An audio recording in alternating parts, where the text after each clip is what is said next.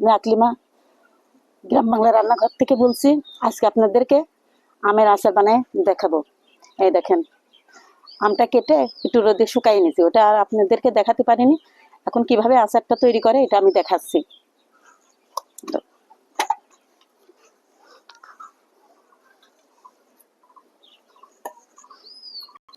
এটা আমি মশলা তৈরি করে নিয়েছি।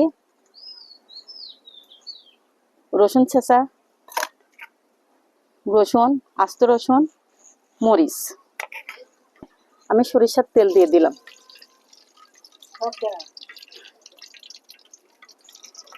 সব দিয়ে দিলাম। শুকনো মরিচ, রসুন।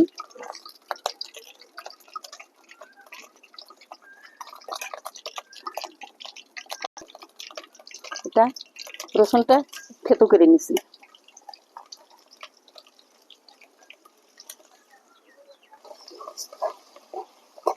একটু লাল লাল হলে পারে তারপরে আমগুলা দিয়ে দেবো।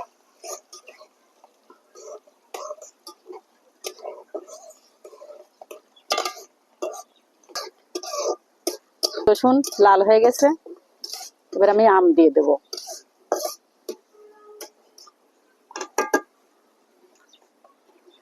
আমগুলা দিয়ে দেব।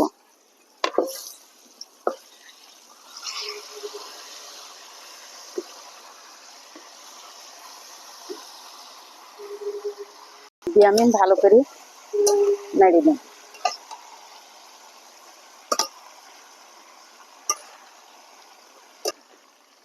এবার সরিষা বাটা দিয়ে দিলাম।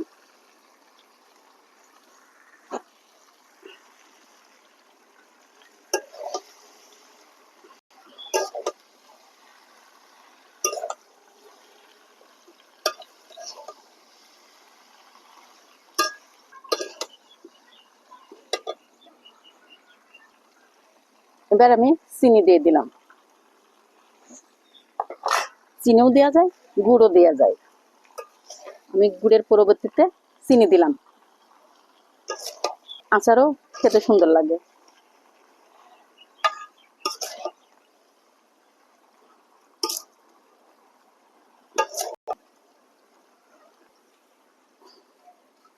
ভাজা মশলা দিয়ে দিলাম।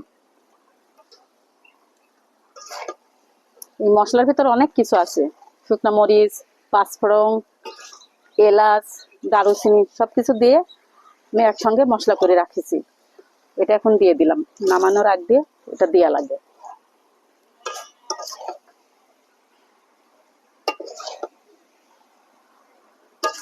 আচারের কালারটা কত সুন্দর দেখেন।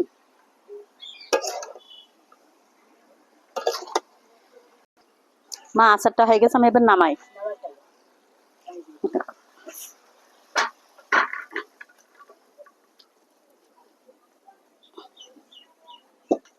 দেখেন আচারটা কেমন হয়েছে।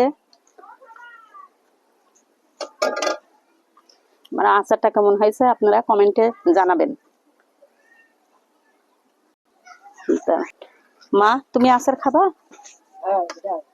একটা খেয়ে দেখো, দেখি সবাইকে বলো আচারটা কেমন হয়েছে। এই দেখেন, আমার মা এখন খাবে, খাই আপনাদেরকে জানাবে।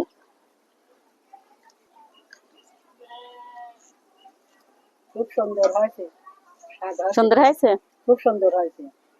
আপনারা এরকম আচার বাসায় বানা সবাই মিলে খাবেন, দেখবেন কি রকম স্বাদ হয়েছে।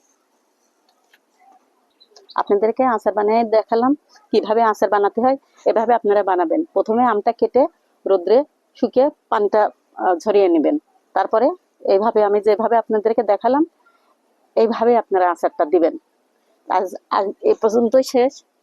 আগামীতে আবার নতুন কোনো রেসিপি নিয়ে আপনাদের সঙ্গে হাজির হব। আপনারা সবাই আমাকে লাইক, কমেন্ট, শেয়ার দিয়ে পাশে থাকবেন। আল্লাহ হাফেজ।